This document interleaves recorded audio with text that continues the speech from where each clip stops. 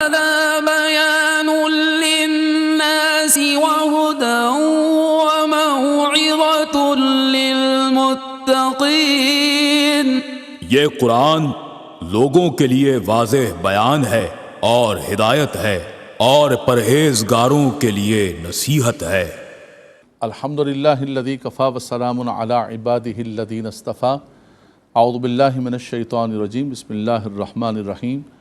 وما یغنی عنہ مالہ اذا تردى ان علینا للہدی وان لنا للآخرۃ والأولی فانذرتکم نارا تلظی لا یصلاها الا الاشقی الذی کذب وتولی وَسَيُجَنَّبُهَا الْأَتْقَى الَّذِي يُؤْتِي مَالَهُ يَتَزَكَّى وَمَا لِأَحَدٍ عِنْدَهُ مِنْ نِعْمَةٍ تُجْزَى إِلَّا ابْتِغَاءَ وَجْهِ رَبِّهِ الْأَعْلَى وَلَسَوْفَ يَرْضَى۔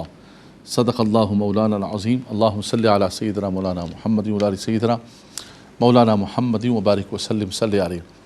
حضرات گرامی، یہ سورہ لیل کی آخری آیات طیبات ہم نے ذکر کی۔ سورہ لیل کے آغاز میں رب تبارک و تعالیٰ نے دن اور رات کی قسم کو یاد فرمایا، اور اس ذات کی قسم کہ جس نے نر اور مادے کو، مذکر اور مؤنث کو پیدا کیا، اور پھر فرمایا کہ انسان کی جو کوشش ہے وہ مختلف ہوتی ہے۔ مختلف طرح کے انسان ہوتے ہیں۔ کچھ وہ ہوتے ہیں کہ جن کو اللہ تبارک و تعالیٰ نے مال عطا کیا تو وہ خرچ کرتا ہے، تقوی اختیار کرتا ہے، اچھی باتوں کی تصدیق کرتا ہے۔ رب تعالیٰ فرماتا ہے ہم اس کے لیے وہ راہیں آسان کر دیتے ہیں، مہیا کر دیتے ہیں آسانی کے راستے۔ اور ایک وہ ہے کہ جو بخل سے کام لیتا ہے اور لاپرواہی سے کام لیتا ہے، اپنے آپ کو بالکل سمجھتا ہے اور تکذیب کرتا ہے۔ رب تعالیٰ فرماتا ہے ہم اس کے لیے دشواری کا راستہ مہیا کر دیتے ہیں، اس کو جہنم کے راستے پہ لے جاتے ہیں۔ فرمایا کہ انسان مال کو سمجھتا ہے کہ جب اس کو مال مل گیا تو اس کو سب چیز مل گئی۔ اس کا مال پر اتنا اعتماد اور ٹرسٹ ہوتا ہے کہ وہ سمجھتا ہے کہ ساری عقل مجھے مل گئی، ساری طاقت مجھے مل گئی، اور اب یہ مال، نہ میرا مال کبھی ختم ہوگا نہ میں کبھی فنا ہوں گا۔ یحسب ان مالہ اخلدا، وہ گمان کرتا ہے کہ اس کا مال اس کو ہمیشہ رکھے گا۔ اللہ اکبر۔ رب تعالیٰ اسی کی نفی فرما رہا ہے، فرمایا وما یغنی عنہ مالہ اذا تردى۔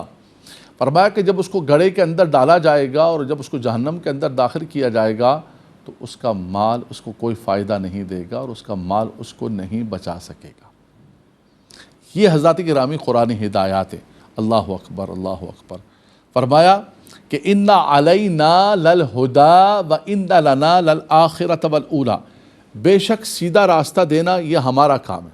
اللہ تعالیٰ نے انسان کو عقل و شعور عطا فرمایا، انسان کو اللہ تبارک و تعالیٰ نے یہ ساری جو قدرت کی نشانیاں ہیں، انسان کی جبلت، یہ ساری انسان کو عطا فرمائی۔ انسان کے اندر جو ایک خیر کی قوت ہوتی ہے وہ ہے۔ پھر انبیاء کرام، رسول اعظام، کتابوں کو نازل فرمایا کہ انسان ہدایت کی طرف آئے۔ رب تعالیٰ تو چاہتا ہے کہ انسان ہدایت کی طرف آئے۔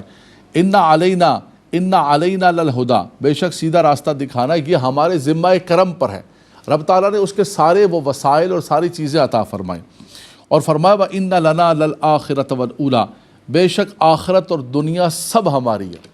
اللہ ہماری دنیا کو بھی اچھا کرے، ہماری آخرت کو بھی اچھا کرے۔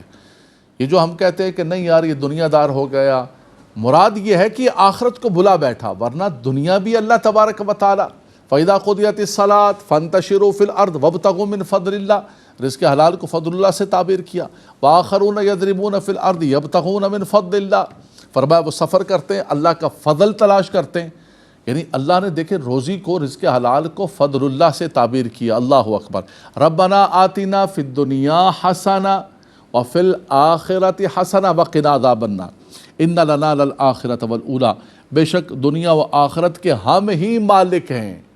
تو وہ جو مالک و مولا ہے، ہم اسی کی بارگاہ کے اندر التجا کرتے ہیں کہ ہمارے رب ہماری دنیا کو بھی اچھا فرما دے، دنیا میں بھی کسی کا محتاج نہ کرنا، کسی کا غلام نہ کرنا، اور ہماری آخرت کو بھی اچھا کر دے، اور آخرت کی رسوائی سے اور جہنم کے عذاب سے ہمیں محفوظ فرمانا۔ فَأَنذَرْتُكُمْ نَارًا تَلَظَّىٰ، بے شک رب تعالیٰ فرماتا ہے کہ میں بھڑکتی ہوئی آگ کے اندر اس کو داخل کروں گا، اور جس آگ سے ڈراتا ہوں، ڈرا چکا ہوں، اسی بھڑکتی ہوئی آگ میں داخل کروں گا۔ فَأَنذَرْتُكُمْ نَارًا تَلَظَّىٰ، بے شک تم کو بھڑکتی ہوئی آگ سے میں نے ڈرایا ہے۔ لا یصلاھا الا الاشقی الذی کذب وتولی، پھر فرمایا کہ اس آگ کے اندر اسی کو جھونکا جائے گا، اسی کو داخل کیا جائے گا جو اشقا ہے، سب سے زیادہ شقی ہے، الذی کذب وتولی، پیچھے آیا نا وکذب بالحسنی، اچھائی کی تکذیب کرنے والا، فرمایا وکذب وتولی، فرمایا جس نے تکذیب کی، جس نے جھٹلایا، جس نے پیٹھ پھیری، فرمایا اسی کو اس آگ کے اندر داخل کیا جائے گا کہ فَأَنذَرْتُكُمْ نَارًا تَلَظَّىٰ، جس بھڑکتی ہوئی آگ سے میں تمہیں ڈراتا رہا، لیکن وہ نہیں ڈرا۔ آج اسی آگ کے اندر اس اشقا کو، سب سے زیادہ بدبخت کو داخل کیا جائے گا۔ کہا جاتا ہے کہ اس سے مراد امیہ بن خلف ہے، اس سے مراد ابو لہب ہے، تبت یدا ابی لہب وتب، اس سے مراد ابو جہل ہے۔ یہ بڑے بڑے سرداران قریش ہیں جو آقا دو جہاں صلی اللہ علیہ وسلم کے مقابل میں آئے، دین کی تکذیب کی، اور امیہ بن خلف نے تو ظلم کی انتہا کر دی، اور اس نے سیدنا بلال حبشی رضی اللہ تعالیٰ عنہ کو بہت ظلم کیا ان کے اوپر۔ تو فرمایا وہ جو سب سے بڑا شقی ہے اس کو جہنم کی آگ کے اندر داخل کیا جائے گا، جس نے جھٹلایا اور پیٹھ پھیری۔ یہاں پر اشقا استعمال کیا، آگے فرمایا وَسَيُجَنَّبُهَا الْأَتْقَى الَّذِي يُؤْتِي مَالَهُ يَتَزَكَّىٰ، ایک وہ اشقا ہے، سب سے بڑا شقی ہے، جس نے تکذیب کی، جس نے منہ پھیرا، جس نے بخل سے کام لیا، اور ایک اتقا ہے، سب سے زیادہ بڑا متقی۔ فرمایا ان قریب ہم اتقا کو جہنم کی آگ سے بچائیں گے، کیوں کہ الذی یؤتی مالہ یتزکیٰ، فرمایا وہ اپنا مال اس لیے خرچ کرتا ہے کہ وہ پاکیزہ ہو جائے۔ فرمایا جاتا ہے، مفسرین کرام نے فرمایا کہ یہاں اتقا سے مراد سیدنا صدیق اکبر رضی اللہ تعالیٰ، ابو بکر صدیق، اللہ اکبر، جنہوں نے اپنا مال اسلام کے لیے خرچ کیا، اور خاص طور پر جس وقت امیہ بن خلف ظلم کر رہا تھا، اور آقا دو جہاں صلی اللہ علیہ وسلم کے حکم پر، اشارے پر، آپ نے سیدنا بلال حبشی رضی اللہ تعالیٰ عنہ اور اس کے علاوہ 6 غلاموں کو آپ نے آزاد کیا۔ جب آزاد کیا تو بہت سارے لوگوں نے کہا، آپ کے والد نے بھی کہا کہ بھائی آپ کسی توانا، طاقتور، کسی خوبصورت غلام کو آزاد کرتے جو آپ کے کام بھی آتے، یہ آپ نے کیا کیا کہ کالی حبشی کو آپ نے آزاد کیا؟ آپ نے فرمایا، کسی نے کہا کہ ہاں ایسا ہو سکتا ہے کہ ابو بکر صدیق پر جو ہے وہ کوئی احسانات ہوں گے بلال کی۔ رب تعالیٰ نے فرمایا وَمَا لِأَحَدٍ عِنْدَهُ مِن نِعْمَةٍ تُجْزَىٰ إِلَّا ابْتِغَاءَ وَجْهِ رَبِّهِ الْأَعْلَىٰ وَلَسَوْفَ يَرْضَىٰ، فرمایا کسی کا کوئی احسان نہیں ہے سیدنا ابو بکر صدیق رضی اللہ تعالیٰ عنہ پر، بلکہ آپ کے احسانات پوری امت پر ہیں۔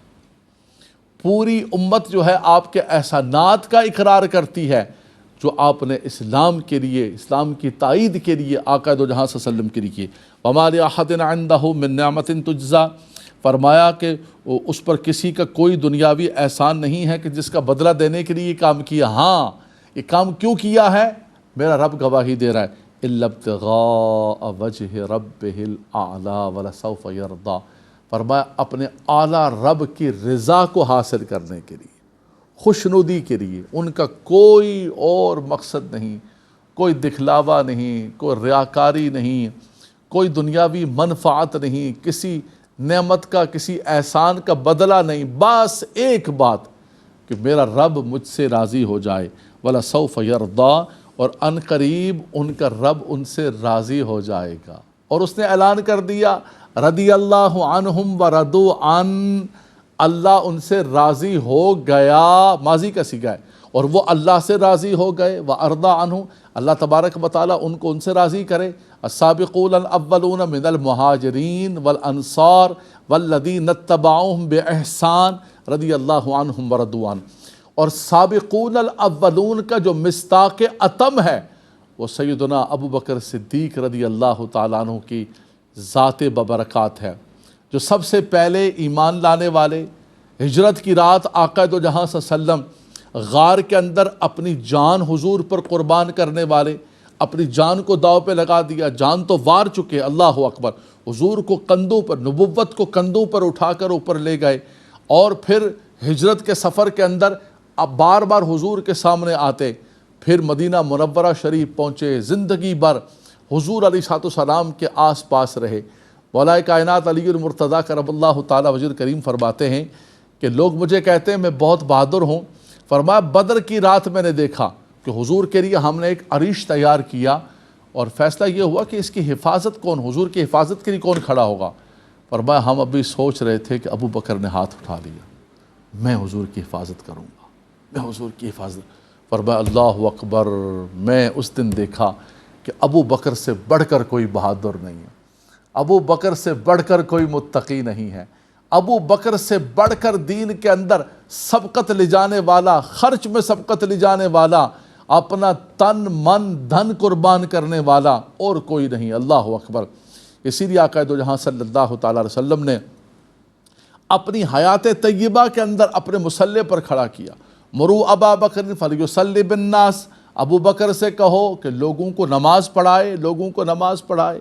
بدر میں دیکھیں، احد میں دیکھیں، خندق میں دیکھیں، ساری زندگی والذین معاہ والذین معاہ، جدھر میرے آقا ہیں وہ مکے میں ہیں تو ابو بکر مکے میں ہیں، وہ مدینے میں ہیں تو ابو بکر مدینے میں، رضی اللہ تعالیٰ عنہ۔ اللہ اکبر۔ اور پھر کتنا کرم کیا اس لجپال آقا نے بھی کہ جو زندگی بھر میرے ساتھ رہا، پھر مزار میں بھی اس کو اپنے ساتھ رکھ لیا۔ یہ اللہ تبارک و تعالیٰ نے ان کی وہ نیکیاں، وہ خرچ، وہ محبت، وہ وفائیں، وہ قربانیاں، اللہ اور اس کے رسول ان وفاؤں کو کبھی ضائع نہیں کرتے۔ کسی کی فَمَن يَعْمَلْ مِثْقَالَ ذَرَّةٍ خَيْرًا يَرَهُ، ذرہ برابر نیکی ضائع نہیں کرتے۔ ابو بکر نے تو اپنا تن من دھن سب کچھ اسلام کے لیے قربان کر دیا تھا۔ تو رب تبارک و تعالیٰ گواہی فرما رہا ہے وَمَا لِأَحَدٍ عِندَهُ مِن نِعْمَةٍ تُجْزَىٰ إِلَّا ابْتِغَاءَ وَجْهِ رَبِّهِ الْأَعْلَىٰ وَلَسَوْفَ يَرْضَىٰ، کسی کا کوئی احسان نہیں ہے۔ فرمایا اگر احسانات ہیں تو وہ ابو بکر صدیق کے ہیں۔ حضور فرماتے ہیں کہ کسی کے مال نے مجھے اتنا نفع نہیں دیا جتنا ابو بکر کے مال نے مجھے نفع دیا۔ سب کے احسانات کا بدلہ اتر گیا، ابو بکر کے احسانات کا بدلہ قیامت کے دن میرا رب عطا فرمائے گا۔ رب تبارک و تعالیٰ ان کو وہ درجے، وہ مقامات عطا فرمائے گا کہ آپ جو ہے امت کے وہ عظیم ہیں۔ اور پھر جب امت پر مشکل ترین وقت آیا، آقا دو جہاں صلی اللہ علیہ وسلم کے پردہ فرمانے کے بعد اور ہر طرف سے فتنے آ گئے، تو ابو بکر صدیق رضی اللہ تعالیٰ عنہ میدان کے اندر نکلے اور اسلام کی جو ہے پرچم کو تھام کے بلند و بالا کیا، آگے بڑھایا۔ آپ نے جو ہے جمع قرآن کا آغاز فرمایا، آپ نے خلافت، آقا دو جہاں صلی اللہ علیہ وسلم کی جو خلافت علی منہاج النبوت ہے اس کے سلسلے کو آگے بڑھایا۔ تو کسی بھی اعتبار سے دیکھیں، فرمایا وَسَيُجَنَّبُهَا الْأَتْقَى الَّذِي يُؤْتِي مَالَهُ يَتَزَكَّىٰ، فرمایا جو سب سے زیادہ متقی ہے، اتقیٰ ہے لوگوں کے اندر۔ اور فرمایا اِنَّ أَكْرَمَكُمْ عِندَ اللَّهِ أَتْقَاكُمْ، اللہ کے ہاں سب سے زیادہ مکرم کون ہے، سب سے زیادہ محترم کون ہے؟ فرمایا وہی ہے کہ جو سب سے زیادہ متقی ہے، سب سے زیادہ صاحب تقویٰ ہے۔ حضرت سیدنا عبداللہ بن عمر رضی اللہ تعالیٰ عنہما فرماتے ہیں کہ ہم حضور علیہ السلام کے دور میں سیدنا صدیق اکبر رضی اللہ تعالیٰ عنہ کے برابر کسی کو نہیں سمجھتے تھے۔ یہ صحابہ کرام کے اندر ایک مسلم بات تھی کہ حضور کے بعد اگر کوئی افضل ترین ذات ہے تو وہ ذات ابو بکر ہے۔ اللہ اکبر۔ اور مولا کائنات علی المرتضیٰ کرم اللہ تعالیٰ وجہ کریم نے فرمایا کہ جو مجھے ابو بکر پر فضیلت دے گا میں اس کو کوڑے ماروں گا۔ فرمایا کہ ابو بکر سے کون فضیلت دے سکتا ہے؟ اور جب آپ نے بیعت فرمائی، سیدنا صدیق اکبر رضی اللہ تعالیٰ عنہ کے ہاتھ پر مولا کائنات فاتح خیبر بیعت فرما رہے ہیں۔ اللہ اکبر، اللہ اکبر۔ جن کو نبی کے صلی اللہ علیہ وسلم نے مومن اور منافق کے درمیان فرق کا معیار دیا ہوا ہے، وہ اپنا مبارک ہاتھ کس کے ہاتھ میں دے رہے ہیں؟ سیدنا صدیق اکبر رضی اللہ تعالیٰ عنہ۔ ان کے بیٹے، ان کے پیارے بیٹے حضرت امام حسین نے اپنی جان، سارا خاندان قربان کر دیا، لیکن ظاہری اعتبار سے بھی اپنا ہاتھ یزید پلید کے ہاتھ میں نہیں دیا، لیکن ان کے بابا جان آپ دیکھیں حق سچ سمجھ کر سبحان اللہ اپنا ہاتھ ابو بکر صدیق کے ہاتھ میں دے رہے ہیں، اور کیا کہہ رہے ہیں کہ کیا ابا بکر قدمک رسول اللہ صلی اللہ تعالی علیہ وسلم فمن الذی یؤخرک، فرمایا آپ آگے بڑھیے، مقدم ہوئیے، آپ ہمارے سربراہ ہیں، آپ ہمارے مقتدا ہیں، آپ کو آگے کسی اور نے نہیں کیا، آپ کو آگے کرنے والے رسول پاک صلی اللہ تعالیٰ علیہ وسلم کی ذات بابرکات ہیں۔ تو ان آیات طیبات سے مفسرین کرام نے فرمایا کہ وَسَيُجَنَّبُهَا الْأَتْقَى الَّذِي، یہاں مراد یہ ہے کہ سیدنا ابو بکر صدیق رضی اللہ تعالیٰ عنہ۔ اور حضرات گرامی یہ بات بھی ایک آخری بات عرض کرتا ہوں کہ الَّذِي يُؤْتِي مَالَهُ يَتَزَكَّى کے اندر بھی یہ فرمایا کہ جب انسان مال دیتا ہے، خود من اموالہم صدقۃ تطہرہم وتزکیہم بہا، فرمایا یا رسول اللہ آپ ان سے مال لیجئے اور ان کو پاک فرمائیے، بندہ خود بھی پاک ہو جاتا ہے، اس کا مال بھی پاک ہو جاتا ہے۔ فرمایا الذی یؤتی مالہ یتزکا، فرمایا کہ وہ مال کیوں خرچ کر رہا ہے؟ اپنے آپ کو پاک کرنے کے لیے۔ فرمایا یہ مال اللہ نے اس لیے دیا ہے کہ اس کو خرچ کر کے اپنے لیے پاکیزگی، اور سب سے بڑھ کر یہی مال ہے جو فطرہ ہے، یہی اولاد ہے جو فطرہ ہے، لیکن اسی مال کے ذریعے اور اسی اولاد کے ذریعے انسان اللہ کی رضا اور خوشنودی حاصل کر سکتا ہے۔ وہ جو چیزیں انسان کے مرنے کے بعد بھی انسان کے کام آتی ہیں، اذا مات الانسان انقطع عنہ عملہ الا من ثلاثۃ الا من صدقۃ جاریۃ او علم ينتفع به او ولد صالح يدعو له، اس کے اندر دو جو کام ہیں وہ مال کے ذریعے ہوتے ہیں۔ جب انسان اپنے مال کو پاکیزہ طریقے سے حاصل کرتا ہے اور پاکیزگی کے ساتھ پھر ویسے خرچ کرتا ہے کہ جس کے ذریعے انسان پاکیزہ ہو جائے، اس کا مال بھی پاکیزہ ہو جائے، فرمایا اس صورت کے اندر وہ رب تبارک و تعالیٰ کے رضا کو اور رضوان کو حاصل کر لیتا ہے، رب تبارک و تعالیٰ کی خوشنودی حاصل کر لیتا ہے۔ اور حضرات گرامی، ایک بندہ مومن کے لیے سب سے بڑا جو اعزاز ہے، سب سے بڑا جو اکرام ہے، وہ یہی ہے کہ وہ اپنے رب کو راضی کر لے۔ جس نے رب کو راضی کر لیا وہ کامیاب و کامران ہو گیا۔ فرمایا جس نے رب کے رضا کو حاصل کر کے اپنی زندگی بسر کی، وہ قیامت کے دن ایسا آئے گا کہ اس کا چہرہ چمک رہا ہوگا، اس کا چہرہ منور ہوگا۔ اللہ اکبر۔ فرمایا کہ انبیاء کرام اور شہداء کرام بھی دیکھ رہے ہوں گے کہ یہ کتنا نورانی چہرے والا شخص آیا ہے۔ فرمایا ان کے چہرے نور کے، وہ نور کے ممبر اوپر بیٹھے ہوں گے، لیکن کون لوگ؟ فرمایا جنہوں نے اپنی زندگیاں اللہ اور اس کے رسول کی خوشنودی کے لیے، اللہ اور اس کے رسول کے احکامات کی پابندی کے ساتھ گزاری۔ اور اس کے اندر مفسرین کرام نے فرمایا کہ سب سے بڑا امت کے اندر دیکھیں اگر کردار ہے، آج بھی جب خطیب جمعۃ المبارک کے اندر جمعے کا خطبہ پڑھتا ہے تو پوری دنیا کے خطباء کو دیکھیں، تمام خطباء یہی کہہ رہے ہوتے ہیں کہ افضل البشر بعد الانبیاء بالتحقیق سیدنا ابی بکر صدیق رضی اللہ تعالی عنہم۔ فرمایا کہ تمام انسانیت و بشریت کے اندر اگر کوئی افضل ترین ذات ہے آقا دو جہاں صلی اللہ علیہ وسلم کے بعد، انبیاء کرام کے بعد، وہ ذات ابو بکر صدیق رضی اللہ تعالی عنہ ہے۔ تو اللہ تبارک و تعالی یہ جو سورہ لیل کی ہم نے تفسیر اور اس کے اندر جو اتقا، جو اللہ کا نیک بندہ اور اس کے جو اوصاف ہیں، رب تعالی ہمیں بھی ان اوصاف سے متصف ہونے کی توفیق عطا فرمائے، قرآنی ہدایات کے مطابق رب تعالی ہمیں زندگی بسر کرنے کی توفیق عطا فرمائے۔ وآخر دعوانا ان الحمد للہ رب العالمین۔ هذا بيان للناس وهدى وموعظة للمتقين۔